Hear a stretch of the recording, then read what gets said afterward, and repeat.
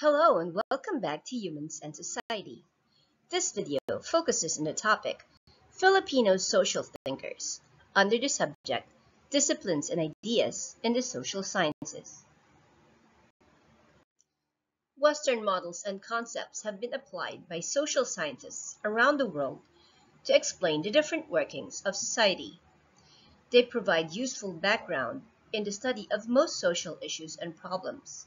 But different countries have their own way of looking at things because of their own culture, experiences, and norms.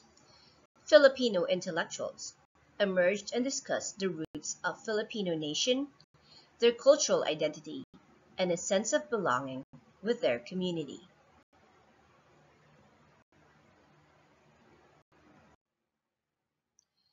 Filipino historian Teodoro Agoncillo wrote the phrase "from Indio to Filipino" in his book History of the Filipino People. There, he classified the people living in the country into three: Peninsulares, or the Spanish citizens born in Spain; the Insulares, or the Spanish citizens born in the country. They were known to be the Filipinos; and the Indios, who were the natives of the colony. Jose Rizal chose the name Los Indios Bravos for his newly founded organization in 1889. The Spanish Governor-General Basilio Agustin used the term Filipinos in 1898 to refer to the locals as a way to get support for the Spanish troops who are about to fight the American troops in Manila. Nationalism surged throughout the country in the 19th century. This was caused by the following collective experiences and events: racial discrimination, particularly by the Spanish friars; opening the Philippines to world commerce, which showed the locals that people from other countries can treat them with respect; the emergence of the middle class, or the newly rich families, who were able to send their children to study abroad and learn other ways of thinking; the entry of liberal ideas brought about by the Enlightenment in Europe at the time that the Filipinos were studying there; the Cavite Mutiny of 1872, and the execution of the priests Mariano Gomez, Jose Burgos, and Jacinto Zamora on February 17, 1872. At the end of the 19th century, Filipinos started to call for changes in society and governance in the country. There arose educated thinkers who researched and explained the Filipino identity, our roots as a nation, and a perspective that is unique to its people. The propagandists are Filipino liberals who studied in Europe. They wanted Spain to bring about radical changes in the way Spain governed the Philippines. They were the first people to indigenize Western ideas to relate to Filipino experiences. They researched the Filipino past to present the accomplishment of past generations and showcase the competence of the natives. The reformists fought for assimilation of Spanish laws and rights on the colony, that all residents would be treated equally as Spanish citizens, representation in the Spanish Parliament, secularization of the clergy, and abolition of polo y servicios. We should note here that they did not want freedom. They wanted equality. Jose Rizal, Marcelo H. del Pilar, and Graciano Lopez Haina are the three most popular reformists, and were known to be the leaders of the group. These three, along with other Filipinos who studied in Europe, were known as the Ilustrados, or the Enlightened Ones. These educated Filipinos wrote about early Philippine culture and worked at recovering native ideals that have been forgotten in the past. Let us look at some of them and their accomplishments. Isabelo de los Reyes was born in July 2, 1864, in Vigan, Ilocos Sur.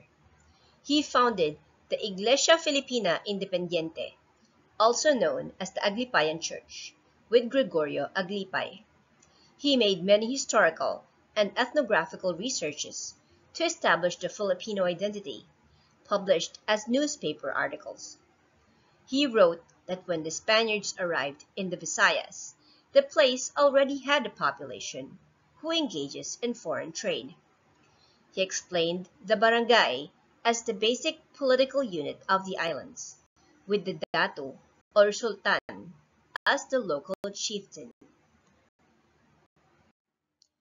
His most important contribution in Philippine studies is El Folklore Filipino, published in 1889, that contains stories of local folklores such as legends, fables, and superstitions.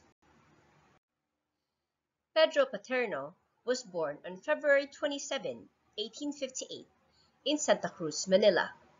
He wrote the first Filipino collection of poems, entitled Sampaguitas y Poesias Varias, in 1880. He also wrote the first Filipino novel, Ninay, in 1885, which embodied the spirit of early nationalism against a backdrop of racism, as a narrative on the uniqueness of the Filipino culture and the dynamism of Filipino history. Pedro Paterno was the mediator between the Spanish government and the revolutionary government of Emilio Aguinaldo that led to the signing of the Pact of Biak-na-Bato in December 1897. He wrote several dissertations on Filipino culture while in Spain. In El Cristianismo en la Antigua Civilización Tagalog, he explained that Christian doctrines were already in place in the ancient belief of the natives, called Bathalismo, which made the locals easy to convert to Catholicism. Pedro Paterno has several published works in Spanish. He narrated Filipino customs and morality in La Familia Tagalog and La Historia Universal. He showed the indigenous political system in La Barangay, and he talked about the Tagalog notions of parenthood, gender, art, and psychology in El Individuo Tagalog y su arte en la Exposición Histórico-Americana. Jose Rizal was born on June 19, 1861, in Calamba, Laguna. He was a writer, poet, teacher, ophthalmologist, novelist, and sculptor. He wrote A la Juventud Filipina in 1879, extolling the Filipino youth and their contribution to society, as well as their role as the hope of the nation. He wrote Noli Me Tangere and El Filibusterismo to show the ills of society as a result of deteriorating colonial rule. In his letter sa mga kababayang dalaga sa Malolos in 1888, he praised the Filipino women for continuing their effort to establish a school. He said they must retain values to raise their own children, and they should always safeguard their dignity and honor, while not hesitating to offer their sons in defense of the country. Jose Rizal was the founder of the group La Liga Filipina. It was established in Tondo, Manila on July 3, 1892.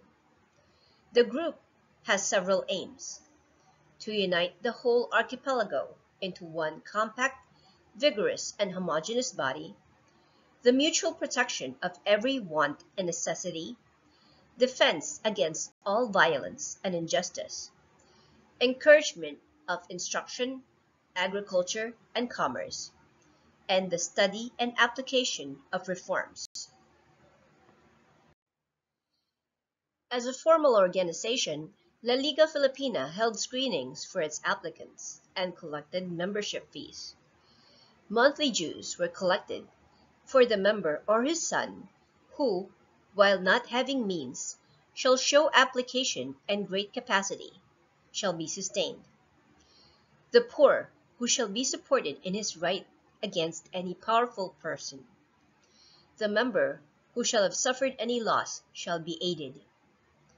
Capital shall be loaned to the member, who shall need it for an industry or agriculture. The introduction of machines and industries, new or necessary in the country, shall be favored. Shops, stores, and establishments shall be opened, where the members may be accommodated more economically than elsewhere. La Liga Filipina as a society was a vision of a moral community in which all the people work together for the common good, for a better future. However, the Spanish authorities saw it as a threat to their colonial power. José Rizal was arrested and sent to exile in Dapitan just 3 days after the founding of the society.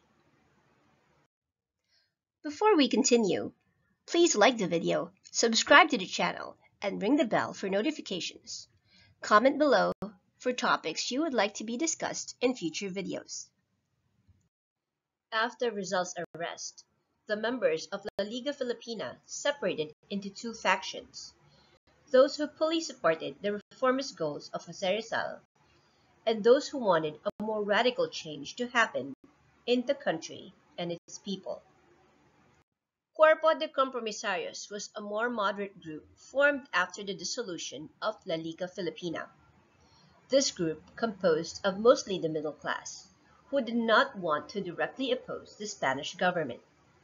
Meanwhile, the masses were angry and ready to fight. Kataas-taasan, kagalang-galang na katipunan ng mga anak ng bayan was founded on July 7, 1892 on Azcaraga Street, Tondo, Manila, now known as Claro M. Recto Avenue. Andres Bonifacio, Teodoro Plata, Valentin Diaz, Diodato Arellano, and Ladislao Diwa were among the founding members. The revolutionaries were fighting for complete social change in three parts: political change, which will happen upon separation of the Philippines from Spain; moral change, involving the teaching of good manners, hygiene, and good morals to the Filipino people; and civic change, as evidenced by self-help and defense of the poor and oppressed. Kalayaan is the title of the newspaper published by Katipunan, which caused membership to swell by the thousands. The Katipunan was discovered in August 19, 1896 by the Spanish government, which caused the revolution to break out on August 23, 1896, with the cry of Pugadlawin. Now let us look at some of the more popular revolutionaries and their achievements. Andres Bonifacio was born on November 30, 1893, in Tondo, Manila. He is known as the father of Philippine Revolution. He did not go into formal studies, but he loved to read, and some of the books he read were about the French Revolution, the life of the presidents of the United States, Les Miserables, the ruins of Palmyra, Wandering Jew, Noli Me Tangere, and El Filibusterismo. He also dabbled in law, reading the international law, the penal code, and the civil code. Andres Bonifacio assumed the position of Supremo ng Katipunan in 1895. As leader of the movement, he sometimes contributes articles to the newspaper Kalayaan.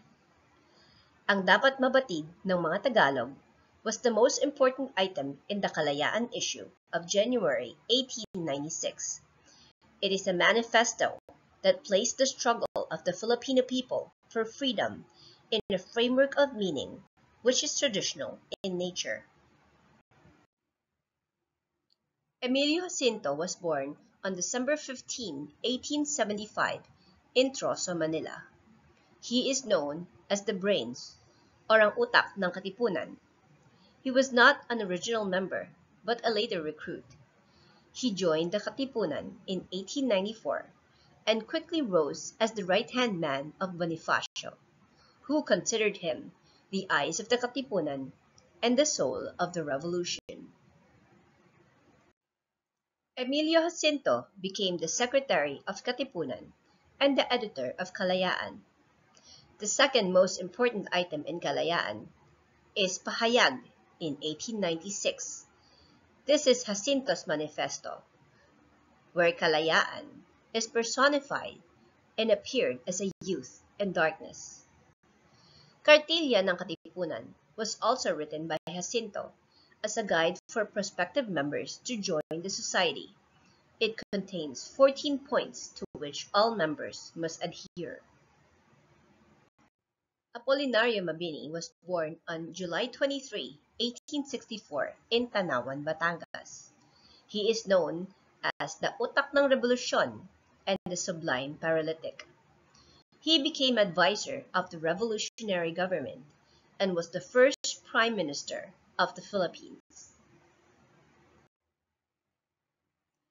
Apolinario Mabini wrote El Verdadero Decalogo, or the True Decalogue, in June 24, 1898. This is his own version of the Ten Commandments for the revolutionary government. Another one of his writings, Programa Constitucional de la República Filipina, became instrumental in drafting the Malolos Constitution. Apolinario Mabini is considered a philosopher because of his writings. The author Raciel Mujares, himself a distinguished modern Filipino social thinker, wrote that Filipinos had an increasing awareness of their identity and laid the foundations of local research into their past on different fields of social sciences during the 19th century. The rise of nationalism resulted in the production of new knowledge, theories, and perspectives about the Filipino people. The ideas discussed in this video are based on the content standards of the Department of Education. Thank you for watching, and see you in the next lesson.